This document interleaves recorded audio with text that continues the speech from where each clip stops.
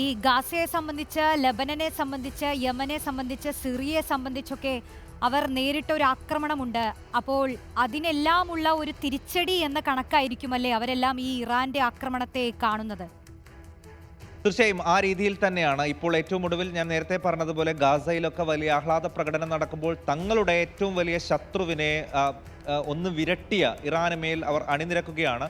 സ്വാഭാവികമായും ഇസ്രയേലും അമേരിക്കയും ഒരു വശത്തും ഈ ഒരു ഇസ്രായേൽ വിരുദ്ധ അമേരിക്കൻ വിരുദ്ധ ചേരി മറുവശത്തുമാണ് എന്നുള്ളതാണ്. ഒരുപക്ഷെ ഒരു വലിയ ലോക മഹായുദ്ധം ഉണ്ടാകുന്നുണ്ടെങ്കിൽ ആ രീതിയിലായിരിക്കും ഈ ശക്തികൾ അണിനിരക്കുക എന്നൊക്കെ നേരത്തെ പല ആളുകളും പറഞ്ഞു പോയിട്ടുണ്ട്. സ്വാഭാവികമായും ഇപ്പോഴും സംഭവിക്കുന്നത് ഇസ്രയേൽ അറ്റാക്ക് നടത്തുന്ന ഏതൊക്കെ രാജ്യങ്ങളാണോ ആ രാജ്യങ്ങളൊക്കെ ഏതെങ്കിലും തരത്തിൽ ഇസ്രയേലിന് തിരിച്ചടി നൽകാൻ ശക്തിയുള്ള രാജ്യങ്ങൾക്ക് പിന്നിൽ അണിനിരക്കുകയാണ്. ഇറാനും ഇസ്രയേലും തമ്മിലുള്ള ദൂരമൊക്കെ നമുക്കറിയാം. അപ്പോൾ ഇറാൻ നേരിട്ട് അങ്ങോട്ടേക്ക് പോയി അറ്റാക്ക് ചെയ്യണമെങ്കിൽ അതിന് മധ്യത്തിലുള്ള ഇറാൻ ഇസ്രയേൽ വിരുദ്ധ ചേരികൾക്ക് അതിൽ കൃത്യമായിട്ടുള്ള റോൾ ഇറാനെ സഹായിക്കാൻ ഉണ്ടായേ പറ്റൂ. നേരത്തെ തന്നെ ആദ്യഘട്ടത്തിൽ തന്നെ ഇസ്രയേലിൻ്റെ തട്ടകത്തിൽ മിസൈലുകൾ പതിപ്പിക്കാൻ എങ്ങനെ ഇറാന് സാധിച്ചു എന്ന വലിയ ചർച്ച അന്തർദേശീയ തലത്തിലൊക്കെ നടന്നിരുന്നു.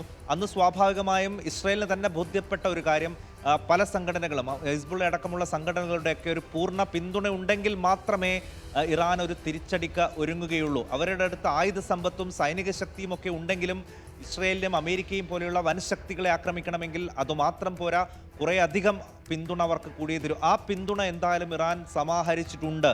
അതിൻ്റെ സൂചനയാണ് ഏപ്രിൽ ഉണ്ടായിട്ടുള്ള ആദ്യ അറ്റാക്ക്. ഇപ്പോൾ അതിനുശേഷം ഗസയിൽ നടന്ന അറ്റാക്ക്, ഏറ്റവും ഒടുവിൽ ലെബനനിലൊക്കെ ആരംഭിച്ചിട്ടുള്ള കരയുദ്ധം, അവിടെ നഷ്ടപ്പെട്ട പ്രധാനപ്പെട്ട നേതാക്കൾ ഹിസ്ബുള്ളയെയും ഹമാസിനെയും ഒക്കെ പൂർണ്ണമായും തങ്ങൾ അവസാനിപ്പിക്കും എന്ന് പറഞ്ഞുകൊണ്ടാണ് ഇക്കഴിഞ്ഞ ദിവസങ്ങളിലൊക്കെ ഇസ്രായേലിൻ്റെ ആക്രമണം നടന്നത്. കഴിഞ്ഞ ദിവസം നടന്ന പേജർ അറ്റാക്കൊക്കെ നമ്മൾ കണ്ടതാണ്. ലോകം തന്നെ അമ്പരന്ന് പോയിട്ടുള്ള നിമിഷങ്ങളാണ്. സ്വാഭാവികമായും അതിനൊക്കെ ഒരു തിരിച്ചടി, ഒരു മറുപടി കൊടുക്കാൻ ഇറാന് പിന്നിൽ അണിനിരക്കുന്ന ഈ ശക്തികളും തുനിയുന്നു എന്നുള്ളത് പ്രധാനമാണ്. അതിനുശേഷം ഈ ഒരു ആക്രമണം ഉണ്ടായതിനു ശേഷം വരുന്ന പ്രതികരണങ്ങൾ തന്നെ വച്ചു നോക്കുമ്പോൾ അതിൽ ആഹ്ലാദിക്കുന്ന, സന്തോഷിക്കുന്ന, ആഹ്ലാദ പ്രകടനം നടത്തുന്ന ആളുകളെല്ലാം ഈ ഇസ്രയേൽ വിരുദ്ധ ചേരികളിൽ ഉള്ള ആളുകളാണ്. അവരൊക്കെ ഇറാന് പിന്നിൽ അണിനിരക്കുന്നു.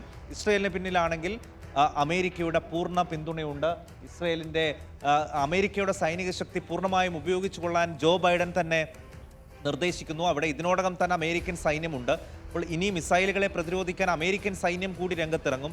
ഇറാന് തിരിച്ചടി കൊടുക്കാൻ ഇസ്രയേൽ ഒരുങ്ങുമ്പോൾ അതിൻ്റെ കൂടെയും അമേരിക്ക എത്രമാത്രം ശക്തി ഉപയോഗിക്കുന്നു എന്നുള്ളതും പ്രധാനമാണ്. അങ്ങനെ വലിയ ശക്തി അമേരിക്ക ഉപയോഗിക്കുകയാണെങ്കിൽ ഇറാൻ എങ്ങനെ അതിനെ പ്രതിരോധിക്കും? ഇറാൻ ഒറ്റയ്ക്കായിരിക്കുമോ?